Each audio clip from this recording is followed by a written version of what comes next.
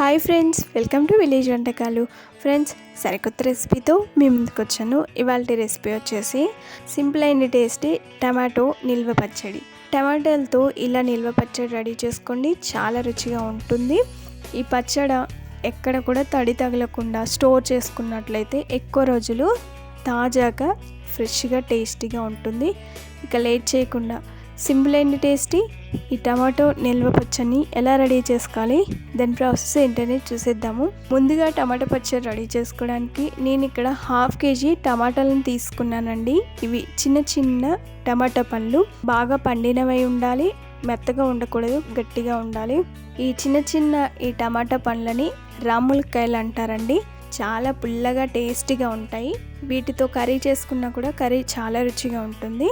ఈ టమాటో పచ్చడి రెడీ చేసుకోవడానికి తీసుకున్న టమాటాలని ఒక 2-3 సార్లు బాగా కడిగిన తర్వాత ఇందులో వాటర్ లేకుండా గట్టిగా తుడుచుకొని ఇలా ఒక్కొక్క టమాటాను తీసుకొని 2 ముక్కలుగా కట్ చేయాలి. తీసుకున్నవి చిన్న టమాటాలే కాబట్టి ఇలా 2 ముక్కలు చేసుకుంటే సరిపోతుంది. టమాటో తొడిమ భాగం కట్ చేసి ఇలా 2 ముక్కలుగా కట్ చేసుకోండి. ఇలా తరిగి పెట్టిన టమాటోని పక్కన పెట్టేసి స్టవ్ పైన ఒక బాండీ పెట్టుకొని అందులో ఒక 1/2 కప్పు వరకు ఆయిల్ వేసుకోవాలి. ఆయిల్ వేడిన తర్వాత ఈ టమాటా మెజర్మెంట్ని చూపిస్తున్నానండి. కొంతమందికి ఈ కప్పు కొలతలతో ఎక్కువగా తెలుస్తుంది కాబట్టి కప్పుతో చూపిస్తున్నాను. నేను ఇక్కడ చూపించిన కప్పుతో 5 కప్పుల వరకు వచ్చాయండి. ఈ టమాటా ముక్కల్ని ఆయిల్లో వేసిన తర్వాత బాగా కలుపుకోవాలి. బాండీపై మూత పెట్టి టమాటా కొంచెం సాఫ్ట్గా అయ్యేంతవరకు ఉడికించుకోవాలి. ఇప్పుడు ఈ పచ్చళ్ళలోకి చింతపండుని కూడా తీసుకోవాలండి. ఏ కప్తోనైతే మనం టమాటాలని మెజర్మెంట్ చేసామో అదే కప్తో 1 కప్పు వరకు చింతపండు తీసుకోవాలి. ఈ చింతపండు 50 గ్రాముల వరకు ఉంటుంది. చింతపండులోని గింజలు పీచు తీసేసి ఇప్పుడు ఈ చింతపండుని టమాటా ముక్కల్లో వేసుకోవాలి. చింతపండుని ఒకే దగ్గర కాకుండా ఇలా కొంచెం పల్చగా ఇలా వేసుకోండి. అలాగే ఇందులో ఉప్పు కూడా యాడ్ చేసుకోవాలి. ఇప్పుడు ఇందులో ఒక 1/2 కప్పు వరకు ఉప్పు వేసుకోండి. ఉప్పు తక్కువ అయితే తర్వాత అయినా యాడ్ చేసుకోవచ్చు, కానీ ముందే ఎక్కువగా యాడ్ చేయకూడదు. ఉప్పు వేసిన తర్వాత ఒకసారి బాగా కలుపుకోవాలి. మనం వేసుకున్న ఉప్పు అనేది ముక్కల పట్టేలాగా బాగా కలుపుకోవాలి. తర్వాత బాండీపై మూత పెట్టి టమాటా ముక్కలు చింతపండు సాఫ్ట్గా అయ్యేంతవరకు ఉడికించుకోవాలి. స్టవ్ పైన ఒక బాండీ పెట్టుకొని అందులో 1 టీ స్పూన్ వరకు మెంతులు, 2 టీ స్పూన్ వరకు ఆవాలు వేసుకోవాలి. స్టవ్ని సిమ్లో పెట్టుకొని వీటిని బాగా వేయించుకోవాలి. మెంతులు వేగిన తర్వాత మంచి అరోమా, మంచి స్మెల్ వస్తుందండి. అలాగే ఆవాలు కూడా వేయించేటప్పుడు చిటపటలాడుతూ ఉంటాయి. స్టవ్ ఆఫ్ చేసుకొని వీటిని పూర్తిగా చల్లారనివ్వాలి. ఇంకొక పక్క మనం టమాటాలను ఉడికించుకుంటున్నాం కాబట్టి మధ్య మధ్యలో కలుపుతూ మనం ఉడికించుకోవాలి. టమాటా ఇలా కొంచెం ఉడికిన తర్వాత ఇందులో 1/2 టీ స్పూన్ వరకు పసుపు వేసుకోవాలి. టమాటా కొంచెం ఇలా ఉడికిన తర్వాత ఇందులో 1/2 టీ స్పూన్ వరకు పసుపు వేయాలి. పసుపు వేసిన తర్వాత ఒకసారి బాగా కలుపుకోండి. బాండీపై మూత పెట్టి కొద్దిసేపు ఉడికించుకోవాలి. స్టవ్ని మీడియం ఫ్లేమ్లో పెట్టుకోవాలండి, లేదంటే అడుగు పట్టేస్తుంది, అడుగు మాడుతుంది. కొద్దిసేపు అయిన తర్వాత చూడండి, ఇక్కడ టమాటా ముక్కలు బాగా సాఫ్ట్గా ఉడికిపోయాయి. ఇక ఇలా ఉడికించుకున్న తర్వాత మళ్ళీ సపరేట్గా మిక్సీ పట్టే పని ఉండదు. డైరెక్ట్ ఇందులోనే పోపు వేసుకుంటే సరిపోతుంది. ఇలా మెత్తగా మ్యాష్ చేసుకున్న ఈ పచ్చడిని పక్కన పెట్టేసి ఇప్పుడు ఇందులోకి పోపు రెడీ చేసుకుందాము. చిన్న రోల్ని తీసుకొని ఒక 1/2 కప్పు వరకు వెల్లుల్లి రెబ్బలు వేసుకోవాలి. పెద్ద సైజు వెల్లుల్లిగడ్డ ఒకటి తీసుకున్నానండి. ఆ వెల్లుల్లిగడ్డ మొత్తం పడుతుంది. మరీ మెత్తగా కాకుండా కొంచెం కచ్చాపచ్చగా దంచి పెట్టుకోవాలి. ఇప్పుడు పోపు రెడీ చేసుకుందాము. స్టవ్ పైన ప్యాన్ పెట్టుకుని అందులో 1 కప్పు వరకు ఆయిల్ వేసుకోవాలి. ఏ కప్తోనైతే టమాటాలను మెజర్ చేసామో అదే కప్తో 1 కప్పు కరెక్ట్గా సరిపోతుంది.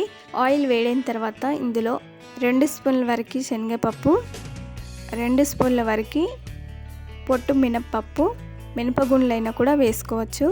శనగపప్పు, మినపప్పు బాగా ఫ్రై అయిన తర్వాత ఇందులో ముందుగా కచ్చపచ్చగా దంచిపెట్టిన వెల్లుల్లిని వేసుకోవాలి. ఈ వెల్లుల్లిని ఆయిల్లో కొద్దిసేపు ఫ్రై చేసుకోవాలి.